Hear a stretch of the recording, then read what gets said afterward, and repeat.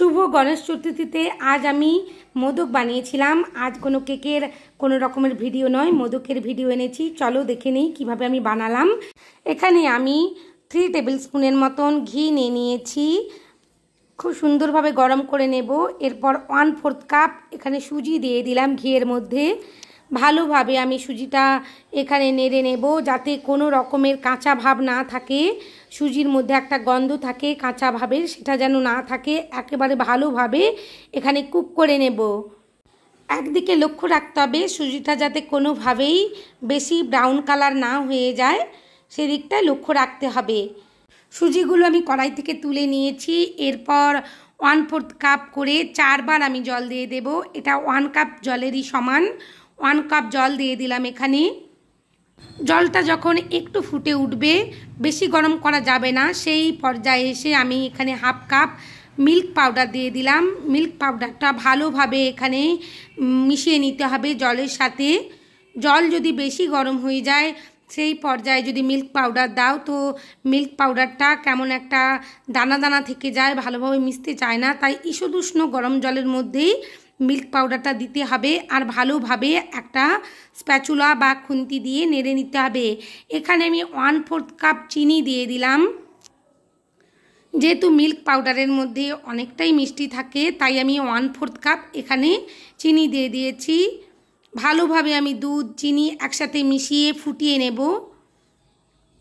খুব সুন্দরভাবে যখন ফুটে উঠবে, সেই পর্যায়ে এসে আমি এলাচের গুঁড়ো দিয়ে দিলাম। এখানে 4টে এলাচের দানা আমি ভালোভাবে গুঁড়ো করে নিয়েছিলাম, সেটাই দিয়ে দিয়েছি। আর ভেজে রাখা সুজিটাও দিয়ে দিলাম। আগে থেকে যে সুজিটা আমি ভেজে রেখেছিলাম সেটাও দিয়ে দিয়েছি। ভালোভাবে একটু কুক করে নেব চারিদিক থেকে সুজিগুলো নিয়ে এসে। এই পর্যায়ে আমি 2 টেবিল স্পুন আতপ চালের গুঁড়ো দেব। কখনোই সেদ্ধ চালের গুঁড়ো দেব না, এখানে আমি ঠাকুরের উদ্দেশ্যে বানাচ্ছি, তো আতপ চালের গুঁড়োটা আমি ইউজ করেছি।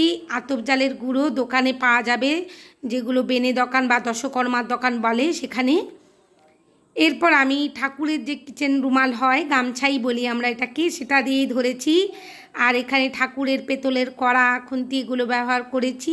আর ধীরে ধীরে আমি সমস্ত চালের গুঁড়োটা মিশিয়ে নেব। 2 টেবিল স্পুন চালের গুঁড়ো দেবে বন্ধুরা, বেশি দেবে না, বেশি দিলে টেস্টটা ভালো আসবে না। আর এলাচের গুঁড়ো অবশ্যই দেবে, খুব সুন্দর একটা ফ্লেভার আসবে। ভালোভাবে আমাকে কুক করে নিতে হবে এই পর্যায়ে এসে। আর সব সময়ই অনবরত খুন্তি দিয়ে নাড়তে হবে, যেন নিচের মধ্যে এতটুকু না আটকে যায়, সেদিকে অবশ্যই লক্ষ্য রাখতে হবে। প্রয়োজন হলে 1 টেবিল স্পুন এখানে তোমরা ঘি দিতেই পারো, কোনো অসুবিধে নেই। ঘি যদি 1 টেবিল স্পুন দিয়ে দাও তাহলে আর নিচে এভাবে আটকাতে থাকবে না। আমি খুব ভালোভাবে এটাকে কুক করে নিয়েছি। একটা শুকনো ডোয়ের মতন বানিয়ে নেব, যাতে মোদকের শেপ আমি বানাতে পারি। এটা খেতে অসাধারণ হয়, বাড়িতে অবশ্যই একবার বানিও। সত্যি বন্ধুরা অসাধারণ খেতে হয়। আর গণপতি বাপ্পা তো খুবই খুশি হয়ে যাবে এরকম ধরনের যদি একটা মোদক বানিয়ে প্রসাদের মধ্যে দাও। আমি কড়ার মধ্যে রেখে দিয়েছিলাম 10 মিনিটের জন্য।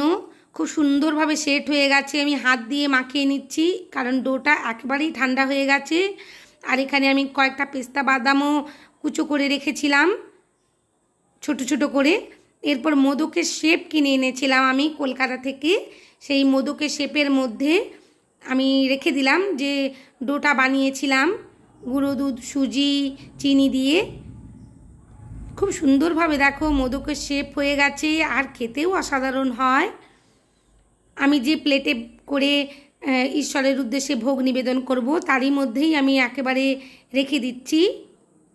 আমি তোমাদেরকে এখানে 4টে বানিয়ে দেখাবো কীভাবে একটা ডো বানিয়ে মোদকের শেপ দিয়ে মোদক মিষ্টি বানিয়ে ঈশ্বরের উদ্দেশ্যে নিবেদন করতে পারবে।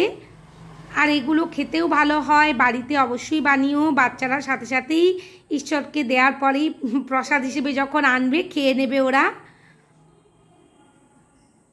ধীরে ধীরে দেখো আমি আরেকটা পদ্ধতি দেখিয়ে দিচ্ছি। দুদিকে আমি ডোটা দিয়ে দিয়েছি, আর এক্সট্রা ডোগুলো নিচের দিক থেকে বা সাইড থেকে অবশ্যই বের করে নেবে। আমার মাথার কাছে মনে হচ্ছিল একটু দিলে ভালো লাগবে। আর দেখো নিচের অংশে একটু বেরিয়ে আসছিলো, সেটাও আমি সরিয়ে নিয়েছি। আর সাইড থেকেও একটু বেরিয়ে যাচ্ছিলো, সেগুলো সরিয়ে নিয়েছি। খুব সুন্দরভাবে মোদক মিষ্টি রেডি হয়ে যাচ্ছে। আর আমি হাতের মধ্যে অবশ্যই একটু ঘি মেখে নিয়েছিলাম। আর সুজির মধ্যে অবশ্যই একটু ঘি ব্রাশ করে দেবে এই পর্যায়ে এসে, তাহলে ফ্লেভারটাও খুব সুন্দর আসবে আর কাজ করতেও অসুবিধে হবে না। কারণ ডোর মধ্যে সুজি আছে, এখানে হাতের মধ্যে আটকে যাওয়ার সম্ভাবনা থাকবে। তাই আমি একটা টিপস দিলাম তোমাদের, এখানে তোমরা একটু ঘি হাতের মধ্যে মাখিয়ে নেবে। খুব সুন্দরভাবে দেখো আমার মোল্ড আউট হয়ে যাচ্ছে। তোমরা অবশ্যই বাড়িতে বানিও, কেমন হলো আমাকে জানিও বানানোর পর। আর এই মোল্ডগুলো তোমরা যে কোনো বেকারির দোকানে পেয়ে যাবে।